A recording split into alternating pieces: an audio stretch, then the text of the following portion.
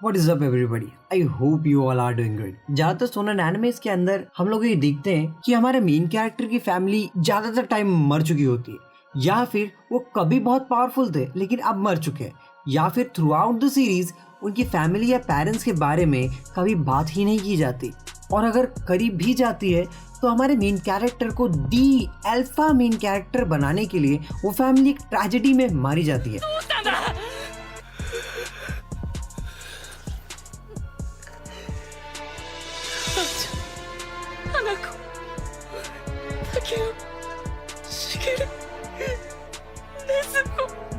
But one piece के अंदर ये सारी चीजें बिल्कुल उल्टी है। जहाँ वन पीस में मंकी डी लूफी की फैमिली पूरी तरीके से जिंदा है, जहाँ लूफी के पेरेंट्स के साथ साथ उनके ग्रैंड पेरेंट्स भी जिंदा है। बट बाकी शोनेन एनिमे में पेरेंट्स तो छोड़ो, हमको कभी ग्रैंड पेरेंट्स के बारे में बताया ही नहीं जाता है। बट अगर हम वन पीस के अंदर लूफी की फैमिली के बारे में बात करते हैं, so this is a family of trouble makers.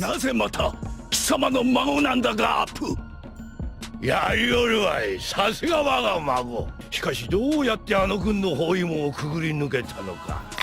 अगर आपको याद नहीं, जब मरीन फोर्ड आर्क चल रहा था तब सन गोकू ने गाप को कहा था कि your family is a trouble maker family, जहाँ पे वो एक्चुअली लूफी एंड ड्रैगन को रिप्रेजेंट कर रहा था कि कैसे ये दोनों लोग पूरे समय ट्रबल करते रहते हैं, पूरे समय हर किसी को डिस्टर्ब करते रहते हैं। तो चलो हम इनकी फैमिली के बारे में कुछ डिस्कस कर लेते हैं। सबसे पहले अपन बात करते हैं लूफी के बारे में। लूफी レジはお前か。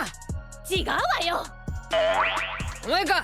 どう見ても違うだろ。 लूफी इस वक्त में one of the most powerful characters में से एक है in the One Piece world. साथ ही साथ में वो 5th एम्परर ऑफ द सी है। लूफी मंकी डी फैमिली का एक ऐसा मेंबर है जो जहां पर भी जाता है चीजें उल्टी पुल्टी हो जाती है। इसके अंदर 5400 सबऑर्डिनेट्स आते हैं जो कि इसको विलिंगली एज अ कैप्टन मानते हैं। साथ साथ में इसके बहुत सारी कंट्रीज के साथ में बहुत सारे अच्छे रिलेशनशिप भी है, क्योंकि जब भी किसी भी कंट्री में जाता था कोई ना कोई आपदा तो आ ही रही होती है, तो ये उसको निपटा के ही वहां से निकलता था। इसलिए इसके दूसरी कंट्री से जो कनेक्शन है वो बहुत ज्यादा अच्छे हैं। अगर वहीं पर हम बात करें कि ये क्या करने की ताकत रखता है, तो आपने वन पीस सीरीज के अंदर तो देख ही लिया होगा, जहाँ पे लूफी इस वक्त में काइडो जैसे कैरेक्टर से लड़ रहा है। ये अभी तक कई सारे वॉरलॉर्ड्स को भी हरा चुका है, जो कि one of the 3 great powers के अंदर आते हैं। अगर आपको नहीं पता one of the 3 great powers क्या है, तो ये है वो 3 ग्रेट पावर्स जो कि वन पीस के वर्ल्ड को बैलेंस में रखते हैं। 4 emperor of the sea, marines and 7 warlords of the sea. तो इनमें से ये ऑलरेडी वॉरलॉर्ड्स को हरा चुका है, मरीन से एक बार पंगा ले चुका है और उनका फ्लैग भी जला चुका है, और ऊपर से इस वक्त में ये 2 एम्परर्स ऑफ द सी से ऑलरेडी लड़ रहा है, और एक एम्परर ऑफ द सी इसका फादर फिगर है। तो समझ सकते हो कितना डेंजरस मैन है ये। और साथ ही साथ अभी और सुनो, इसका right hand man and first mate Zoro, Roronoa जोरो, जो कि वर्ल्ड का ग्रेटेस्ट स्वॉर्ड्समैन बनना चाहता है और gonna be a future greatest swordsman, इसका राइट हैंड मैन है। और इसका लेफ्ट हैंड मैन सांजी, जो कि one of the best cook तो है ही सही, लेकिन उसके क्रू में 3rd सबसे स्ट्रॉन्गेस्ट कैरेक्टर भी है। साथ ही साथ इसके क्रू में former warlord of the sea, the first son of the sea, Jinbe, जो कि ऑलरेडी बहुत ज्यादा पावरफुल है। अभी इसकी पावर के बारे में हमें कुछ पता नहीं है, तो मैं नहीं कह सकता किससे कितना ज्यादा पावरफुल है, लेकिन इसके नाम से ही पता चलता है इसका टाइटल कितना लंबा है, फर्स्ट सन ऑफ द सी। सो कुछ तो खास बात होगी इस कैरेक्टर में। साथ ही साथ best navigator in the world, जो कि इसको वर्ल्ड में कहीं पर भी कभी भी पहुंचा सकती है उसकी नेविगेशन स्किल्स की मदद से।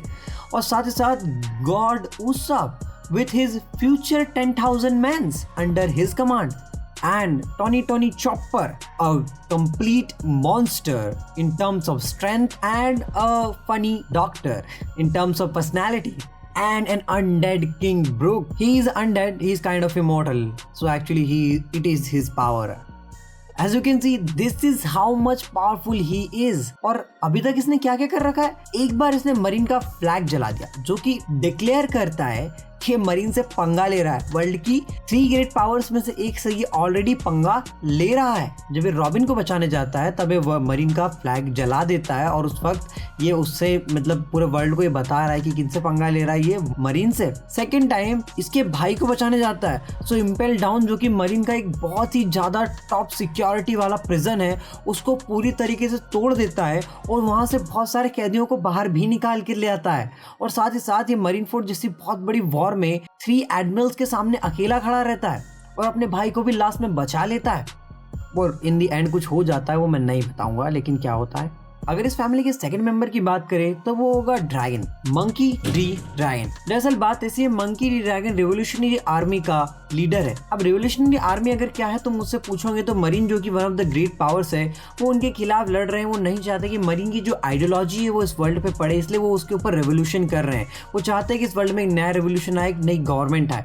और जो रिवोल्यूशनरीज है वो नहीं चाहते कि वर्ल्ड गवर्नमेंट जैसी कोई पावर एग्जिस्ट करे इस वर्ल्ड में, इसलिए वो लोग रिवोल्यूशन कर रहे हैं। सो अब देखो रिवोल्यूशन कर रहे हैं, उनके पास बहुत अच्छी ग्रेट पावर है, जैसे कि वो मरीन से लड़ भी तो सकते हैं। अगर चाहते तो मरीन उनको पहले ही उड़ा चुकी होती है, अगर वो छोटे से पायरेट से छोटे से। लेकिन तुमको सिर्फ नाम से पता चलता है रिवोल्यूशनरी आर्मी, मतलब they have thousands of subordinates under their control. और इनके नाम से ही पता चलता है, इनके ग्रुप की, इनके ऑर्गेनाइजेशन से ही पता चलता है कि मरीन एक वर्ल्ड गवर्नमेंट के लिए थ्रेट है। वैसे तो हमारे पास कोई ज्यादा इन्फॉर्मेशन नहीं है मंकी डी ड्रैगन के बारे में, और ना ही हमको पता है कि उसकी बाउंटी कितनी है, but according to Marine he is the most wanted man in the world of One Piece. अगर हम थर्ड और जो सबसे स्ट्रॉन्गेस्ट है शायद उस कैरेक्टर की बात करें, सो वो है मंकी डी गार्प, जो कि मरीन्स का हीरो है। यस, इसका फैमिली का एक मेंबर पायरेट है, ऐसा वैसा नहीं, एम्परर। सेकंड, इसका जो बेटा है वो रिवोल्यूशन कर रहा है मरीन के खिलाफ, और जो ग्रैंडफादर है, जो एक मेंबर है, वो खुद मरीन्स का क्या है, हीरो है। मतलब बात ऐसी है कि इसने गोल्डी रॉजर एक पायरेट किंग के साथ लड़ाई की थी और उसके साथ टो टू टो मैचअप भी करा था। इस वजह से इसको हीरो ऑफ मरीन का टाइटल भी मिला है। अब सिर्फ हीरो ऑफ मरीन के टाइटल से तुम समझ सकते हो कि ये कितना ज्यादा ओवर पावर तो है ही सही, लेकिन ये उल्टे सीधे काम करते रहता है इसकी पूरी लाइफ में। इस वजह से इसको और इसकी पूरी फैमिली को the family of trouble makers कहा गया है। सो आई होप तुम लोगों को ये वीडियो पसंद आया होगा। कोई और सजेशन हो तो प्लीज सजेस्ट करना। सब मिलते हैं किसी नए वीडियो में किसी नए टॉपिक के साथ, तब तक के लिए बाय बाय।